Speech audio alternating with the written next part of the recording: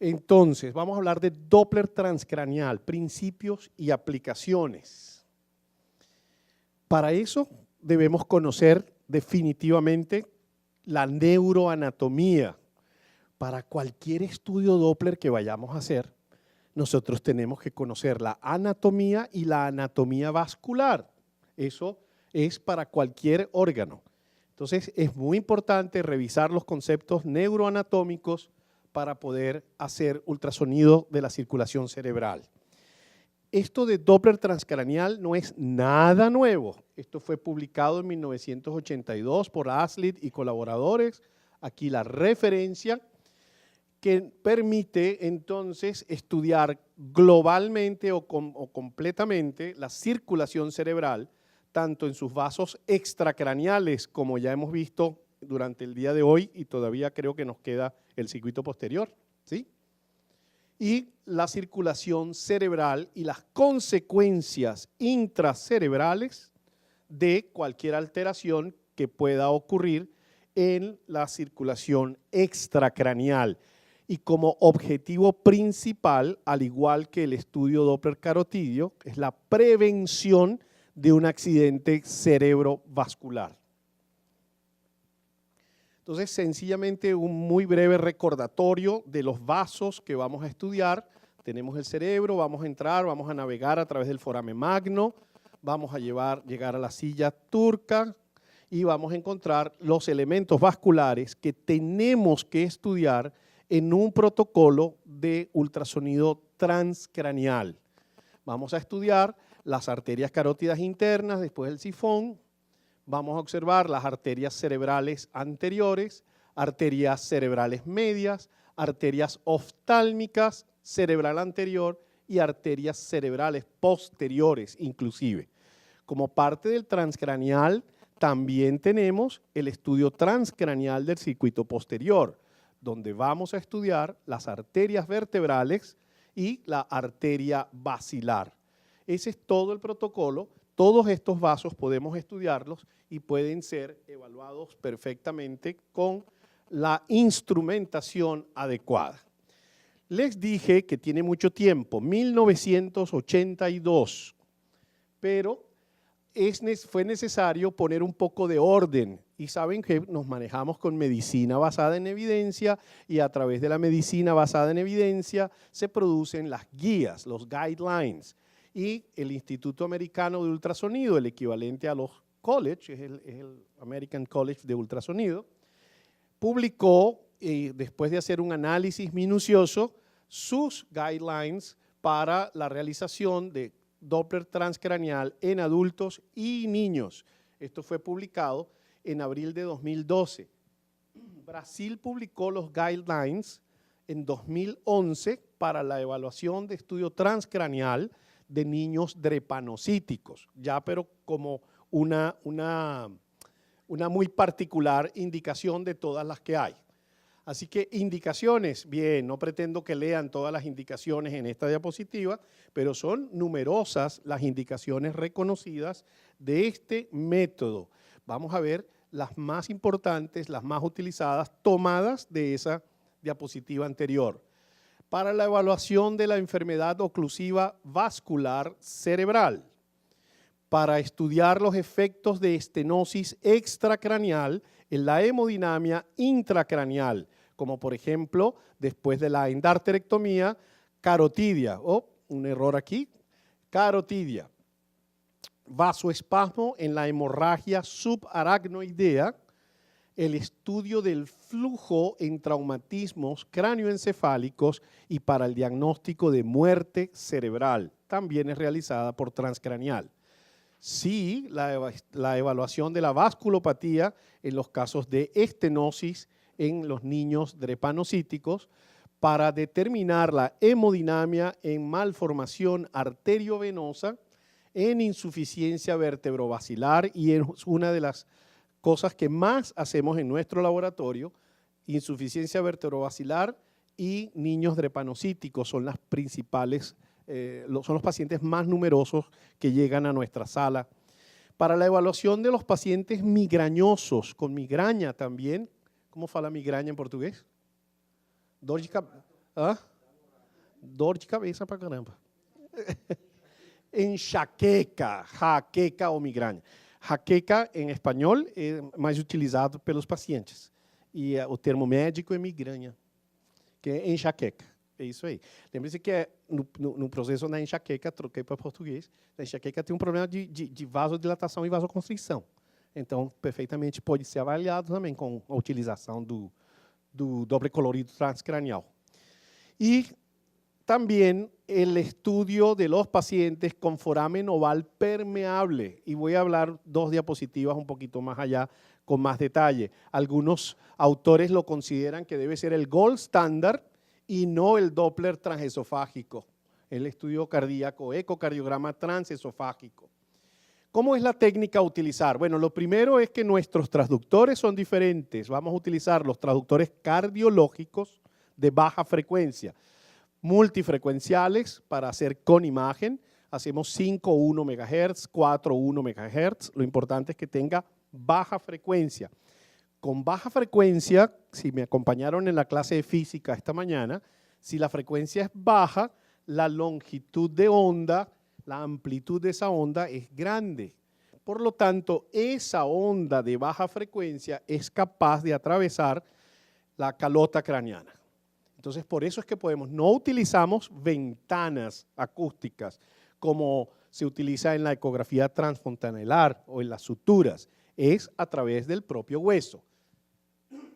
Entonces, los transductores son sectoriales de baja frecuencia si vamos a colocar imagen, o transductores de 1 MHz para estudios de Doppler ciego. El equipo nos va a permitir hacer un estudio que es el Doppler transcranial, ahí está el TCD de Transcranial Doppler, o un estudio Doppler transcranial a color, TCCD, Transcranial Color Doppler. Dependiendo de la máquina se generarán un tipo de ondas y aquí ondas más imagen también. La exploración se hace abordaje lateral, abordaje a través del foramen magno, abordaje posterior e inclusive abordaje transorbital, con los transductores siempre de baja frecuencia. El Doppler transcranial utiliza un equipo más sencillo. Él genera sonido, se escucha el sonido, lo grafica, hace un análisis espectral, pero es ciego, no tiene imagen. Y el Doppler color transcranial, TCCD, es un equipo más complejo que permite la supervisión visual del parénquima cerebral y de las estructuras vasculares. El Doppler transcranial a color dibuja los vasos, asigna color a la dirección y velocidades de flujo y mide la velocidad en las arterias de interés. Aquí hay algunos equipos de Doppler transcranial sin imagen, donde vemos el análisis espectral. Se puede hacer, con práctica se hace, necesitas instrumentos especiales, un vernier, por ejemplo, para medir la distancia biparietal y saber que la línea media está entonces en esa distancia entre 2, y luego de manera ciega vas moviendo la profundidad del volumen de muestra hasta que escuchas los sonidos que identifican a las arterias. Requiere destreza, requiere entrenamiento, pero después se puede hacer perfectamente. Y de hecho, todos los estudios de Doppler transcranial e inclusive los valores hemodinámicos y los valores de velocidades fueron basados en este tipo de estudio. Hay cierta equivalencia, pero con un margen de diferencia cuando hacemos una medida con Doppler transcranial a color y con el Doppler transcranial solamente. Son diversos equipos, aquí este es el Doppler y se lo pones a tu laptop y haces que tu laptop maneje el software, este es el equipo ultrasonido y viene con transductores únicos de 1 MHz o se pueden utilizar inclusive cintillos con varios transductores y varios canales. Estas son máquinas de ultrasonido, nosotros contamos con una de estas máquinas portátil para ir a los pisos y es excelente para Doppler transcranial, utilizamos los equipos, pero no necesariamente necesitas un equipo de última generación, necesitas un software para poder hacer los análisis y necesitas el transductor, eso sí es importante. Por favor, entonces, no confundir Doppler transfontanelar, que es otra cosa para los bebés, con Doppler transcraneal. Desde el punto de vista técnico, vamos a colocar en la porción cigomática, en parietal y en la región cigomática, colocamos nuestro transductor, hacemos angulaciones para buscar los vasos del lado derecho y del lado izquierdo correspondiente. Si utilizamos la ventana transorbital, entonces vamos a ver arteria cerebral anterior, podemos ver oftálmica y podemos alcanzar inclusive parte de carótida interna, sifón carotídeo. Se hace el estudio en un ambiente tranquilo, con el paciente en decúbito dorsal. El operador se puede colocar lateralmente al paciente o en la posición cefálica al paciente, por encima de la cabeza del paciente. Diversos puntos que debemos probar hasta que encontremos una adecuada ventana, sobre todo cuando está trabajando con Doppler ciego. Con el Doppler de imagen es mucho más sencillo. Entonces aquí hay una imagen famosa de internet del grupo de trabajo del doctor Robert Adams, donde la niña sonríe, significa que no le duele y está agradecida por su ecosonograma Doppler transcraneal. Y esta es la imagen de análisis espectral que le ponen color. Y no confundir esto porque ya me tocó aclarar que esto no es Doppler a color. Se le puso croma al espectro, pero no es Doppler a color, es un espectro con color, ¿sí? Entonces, esto se obtiene y nuevamente tenemos la muestra de cómo va el haz de ultrasonido buscando los diversos puntos de medición. Este es el cintillo que le decía, son cintillos, y ellos permiten colocar varios transductores de 1 MHz y son equipos multicanal, y entonces usted puede registrar 3 vasos del lado derecho, 4 vasos del lado derecho, 3 o 4 vasos del lado izquierdo. Esto es muy utilizado y es de gran utilidad cuando el paciente está sometido a una endarterectomía, porque con la manipulación quirúrgica se pueden desprender fragmentos y esos fragmentos producen un ruidito especial que lo llaman chirp, porque es agudo, un sonido agudo y una espiga se puede detectar y te dice a cierto número de chirps si ese paciente está bajo riesgo de un accidente cerebrovascular embólico y iatrogénico por la cirugía. Entonces son de gran utilidad, no tanto para el diagnóstico de las diversas aplicaciones que le voy a mostrar. Y aquí el abordaje del circuito posterior se puede hacer con el paciente sentado o con el paciente acostado de cúbito lateral. Yo trabajo con esta técnica del paciente sentado y angulas el haz de ultrasonido dirigido hacia las alas del efenoides y de esa forma puedes agarrar las arterias vertebrales en sus segmentos V3 y V4 para luego estudiar la arteria basilar. Entonces, aquí tenemos con el Doppler con imagen, que combina la imagen cerebral con las imágenes vasculares y nos permite la generación del análisis espectral.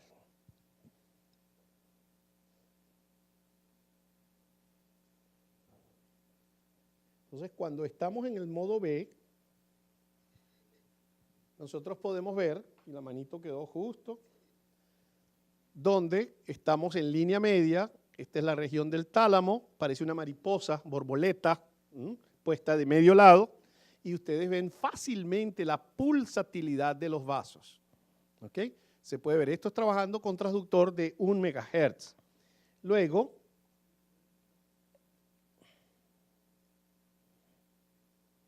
activamos la señal Doppler color. Cuando aparezca la manito, ya apareció, ahí viene.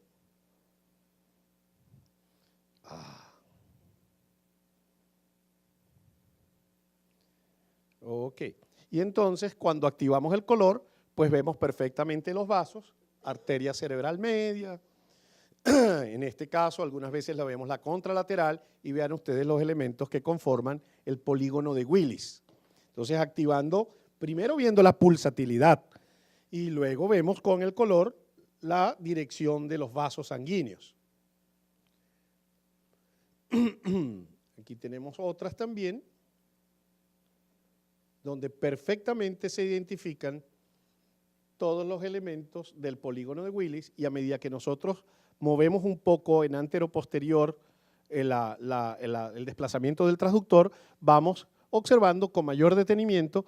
Muchas veces tenemos la suerte de tener todos los vasos en un mismo plano. La mayoría de las veces. Aquí tenemos comunicantes. Tenemos hasta la presencia de comunicantes. Y se puede medir la velocimetría, las velocidades en las comunicantes sin ningún problema. Entonces, luego pasamos de la observación con el Doppler, colocamos el volumen de muestra, generamos el espectro y hacemos las mediciones. Quiero insistir mucho en esto. Fíjense, todas las medidas fueron hechas con Doppler ciego. El Doppler ciego no tiene corrección angular, es a 0 grados. Todas las medidas fueron hechas a 0 grados. Entonces, si bien que aquí tenemos nuestro volumen de muestra con ángulo que está en 0 grados, no tengo ningún ángulo acá, estoy acoplado más o menos a la dirección del vaso, no se debe hacer corrección angular cuando hace Doppler a color transcranial. Ya se ha intentado, y la literatura, corrigiendo el ángulo, ha intentado correlacionar el valor con corrección angular con el de 0 grados, y no han dado bien. Lo que sí se ha logrado es que a pesar de que tenemos la imagen dejándolo a 0 grados, pero con cierta inclinación del vaso, podría haber hasta una variación que nunca supera el 20%. Generalmente puede superar entre el 5 y el 15% de una medida hecha con un ciego y con un transcranial a color.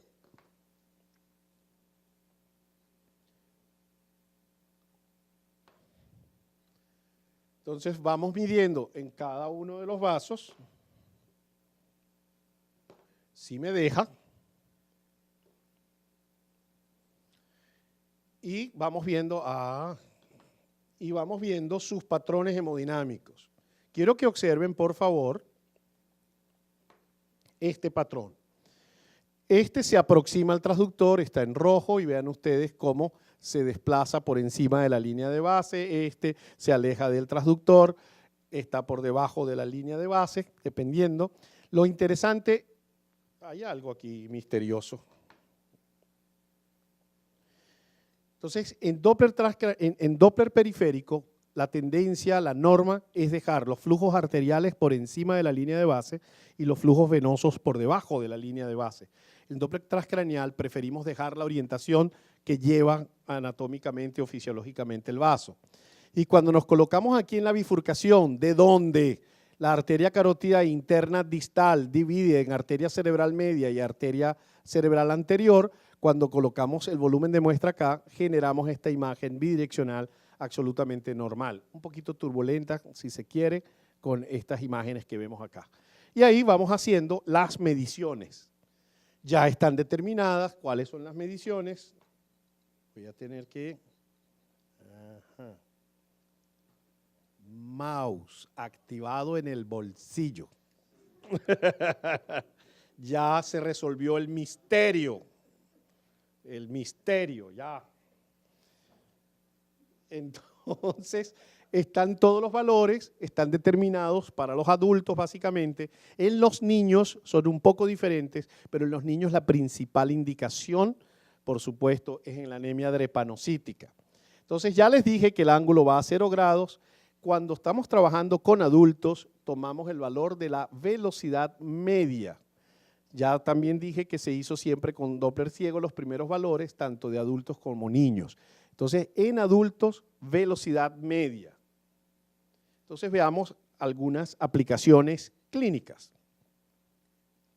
Fíjense ustedes acá, qué terrible, ven ustedes los que hacen radiología, que ven el compromiso en territorio de arteria cerebral media, lamentablemente, y vemos la diferencia entre un patrón de la arteria comprometida y la arteria normal. Ya estamos viendo y confirmando que definitivamente aquí hay un patrón parvus tardus, de los que tanto hablamos hoy en la mañana, o sea que definitivamente no está llegando flujo en esa arteria cerebral media, y por el contrario es normal en el contralateral. Par de diapositivas como comentario para el foramen oval persistente y la técnica. ¿Cómo se hace? Tomamos una vía periférica, una llave de 3 vías y una extensión. Inyectamos solución fisiológica agitada, ¿sí? O utilizamos Ecovist o algún tipo de contraste que tengamos en disponibilidad. Aquí el Hospital Las Clínicas es pionero y bandera, de uso y excelencia en la ecografía de contraste. Utilicemos el contraste que dispongamos, pero se puede hacer perfectamente con solución fisiológica bien agitada. Localizamos la arteria cerebral media con Doppler, generamos el espectro, inyectamos y esperamos por 5 segundos, pedimos que el paciente haga maniobra de Valsalva y vamos a buscar los chirps en el espectro. ¿Cuántas espigas aparecen que corresponderían a las burbujitas que pasaron por el shunt y que subieron al cerebro? Y eso es lo que explica las embolías paradójicas de los pacientes con el foramen oval. Entonces aquí tenemos, haciendo la norma, aquí pescamos una espiga y hay un sonido de alta frecuencia. Este tuvo solo una espiga. Hacemos el estudio por unos 40 segundos. Y ya la literatura y los autores han demostrado que este método tiene una sensibilidad del 100% y del 95% con un valor predictivo positivo y valor predictivo negativo también del 100%, dividiendo 4 categorías en los hallazgos del Doppler transcranial. Negativo, no hubo ninguna espiga. Aisladas, de 1 a 10. Patrón en ducha, hay de 10 a 20, hay muchas. Y luego, el patrón en cortina, más de 20, prácticamente no se distingue una de otra. Entonces, esa gran sensibilidad, revisando trabajos posteriores, generalmente esta sensibilidad y estos números mejoran cuanto más grande, cuanto mayor sea el diámetro del foramen.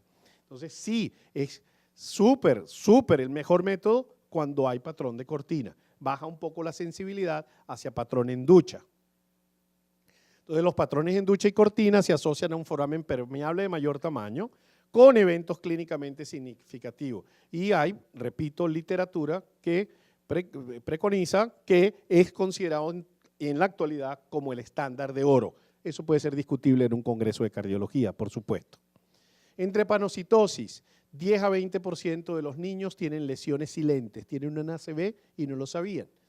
Pero otro porcentaje importante sí hacen el ACV, y entonces hasta 33% de los niños drepanocíticos tienen enfermedad cerebral vascular. Los niños no tratados tienen un riesgo de un evento del 66% en el primer año y 90% a los 3 años del primer evento. Por lo tanto, es sumamente importante que nosotros podamos determinar los lugares donde hay obstrucción y hay la oclusión parcial o total de ese vaso por los drepanocitos. Estos drepanocitos, por su forma y por su rigidez, inflaman, lesionan el endotelio, generan interleuquinas, tromboxanos. Hay un proceso importante que inclusive los hace vulnerables a la aparición de placas de ateroma en los niños y de aneurismas cerebrales en los drepanocíticos que llegan a la vida adulta más de 20 años de edad. Entonces es un método sumamente importante, puesto que es la primera causa de enfermedad cerebrovascular en la infancia. 10 a 12% de los pacientes menores de 20 años tienen un evento isquémico. La edad pico del evento isquémico es entre 7 y 8 años de edad. Y debemos estudiar todos los vasos que conforman el polígono. Entonces, tampoco es nuevo el estudio de transcranial en niños drepanocíticos, protocolo STOP, publicado por Robert Adams en 1998. Y él demostró que los niños que tenían picos mayores de 200 centímetros por segundo presentaban un alto riesgo de accidente cerebrovascular. Pero a diferencia del adulto, no se mide la velocidad media, se mide la velocidad pico máxima promedio. Tienen que pedirlo en el aparato, tienen que pedirlo que te lo exprese. El aparato, haciéndole los programas, haciéndole la configuración, te muestra cuáles son ellos. Entonces, no confundir velocidad media, no medir velocidad media. En niños tenemos que medir el pico promedio de velocidad máxima. Y está indicado en todo niño drepanocítico entre los 2 y los 16 años. Siga, se acabó el tiempo. Anemia falciforme. Ok, perfectamente. Sickle cell disease, anemia drepanocítica en español. Obrigado. Anemia falciforme. Tinha esquecido. É questão de prática, meu amigo. Né? Vamos falar português agora. También se habla de anemia falciforme, pero utilizamos más drepanocítica con la sociedad de hematología, pero sí utiliza las dos cosas. Entonces, cuando encontramos que las velocidades están altas, ese paciente es sometido a transfusión crónica. Crónica es una transfusión mensual hasta que cumpla 18 años. Con la transfusión crónica, ese recambio y esa disminución de la hemoglobina S por la transfusión disminuye el número de drepanocitos y por lo tanto el riesgo de un ACV a un primer evento disminuye de 70 a 93% de riesgo relativo estadístico. 90% de un segundo evento también puede ocurrir. Y estos son los valores. Consideramos que el examen es positivo cuando la velocidad máxima media es más de 200, condicional de 170 a 200 y normal menor de 170. Si un paciente nos viene con un valor condicional, repetimos un eco a los 3 o 4 meses, no más de 6 meses, y vemos la evolución. Y después se decide si entra o no entra en el protocolo de transfusión. Así que esto es obligatorio, mandatorio, como dicen los americanos, en todo niño drepanocítico de 2 a 16 años. 1 o 2 veces más por año, dependiendo de los valores de la velocidad. Con 1 al año es suficiente. Y este otro protocolo, el STOP 2, es que tomaron a un grupo de niños en transfusión crónica, haciéndole Doppler, y le quitaron las transfusiones al otro grupo. ¿Qué pasó con el grupo con transfusión? Perfecto, se mantuvieron. Los valores que bajan se mantienen bajos. En cambio, en los niños sin transfusión de un grupo de 16, 14 modificaron y empeoraron la velocidad y 2 de ellos presentaron un accidente cerebrovascular. Por lo tanto, la Comisión de Ética detuvo el estudio, que eran programados para 100 niños en 78, con esta evidencia que estadísticamente fue un número bien grande. Entonces, estos niños, repito, deben ser sometidos a transfusión todo el tiempo, hasta los 18 años, y siempre con un estudio de control anual. Para finalizar, dentro de las aplicaciones, hay muchas, imposible hablarlas todas en 25 minutos, hablemos de la muerte cerebral. Acuérdense ustedes que el cerebro necesita mucho flujo en diástole, es un órgano noble, el más noble. Entonces, él necesita flujo en diástole. Cuando hay incremento de la presión intracraniana, se dificulta la entrada de flujo en diástole y por lo tanto, estos flujos van a irse alterando y va a ir disminuyendo el flujo diastólico. Llega un momento en que prácticamente se pierde el flujo, luego se revierte, se hace reverso el flujo y luego ya prácticamente no hay ni siquiera flujo de entrada arterial. Entonces, en estos casos, en los 3 primeros, vamos a verlos un poco más cerca. Entonces, en estas condiciones, con adecuado tratamiento, sobre todo el tipo 1 y tipo 2, tienen muy buen pronóstico. Ya este tipo, el tipo 3, el pronóstico puede que mejore ese paciente, pero es menos probable que en el 1 y 2. Y definitivamente en el 4 y en el 5, eso puede ser considerado una condición hemodinámica irreversible. Y es así como se hace el diagnóstico de muerte cerebral. Esto es de gran utilidad en las unidades de terapia intensiva. Si no hay electroencefalografía portátil, es de gran utilidad y además es sumamente importante para tomar la decisión si ese paciente con estas condiciones cerebrales es o no un candidato a donante de órganos para trasplante. Sensibilidad de este método, Transcranial Color Doppler, 90.9% y una especificidad de 75%. Es un buen método de una gran sensibilidad cuando se hacen los estudios combinados según las aplicaciones. Limitaciones, como todo estudio ecográfico es operador dependiente, pero operar una vesícula es operador dependiente, hacer un cateterismo es operador dependiente.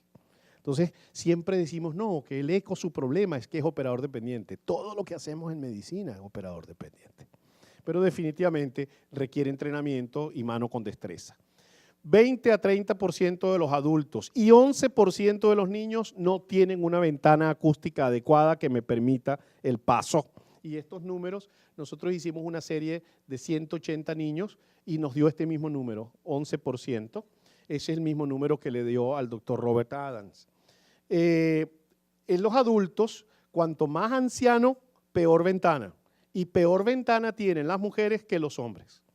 Entonces, cuando son pacientes de más edad, hay que darle mucho juego de mano para ver si podemos obtener la señal. Requiere, como toda técnica, curva de aprendizaje y un adecuado equipo, el software y el traductor adecuado. Costo-beneficio, su relación es excelente, permite evaluación y seguimiento, puedes hacer controles las veces que sea necesaria sin hacerle daño al paciente. Isquemia cerebral, se puede ser evaluada perfectamente. Esto viene en camino, sonotrombolisis con RTPA, estimulada por la onda de ultrasonido para liberar vasos ocluidos. Los productos, según la doctora Christy Holland de la Universidad de Cleveland, probablemente estén en el mercado de aquí a unos 4 años. Perdón, los estudios ya están en fase 3. Y es una herramienta fundamental en unidades de cuidado neurovascular y cuidado neurocrítico. Y bueno, esto es el material para presentarles. Espero haber estado a tiempo. Discúlpeme, doctor, si me demoré un poquito. Y a ustedes muchísimas gracias por su atención.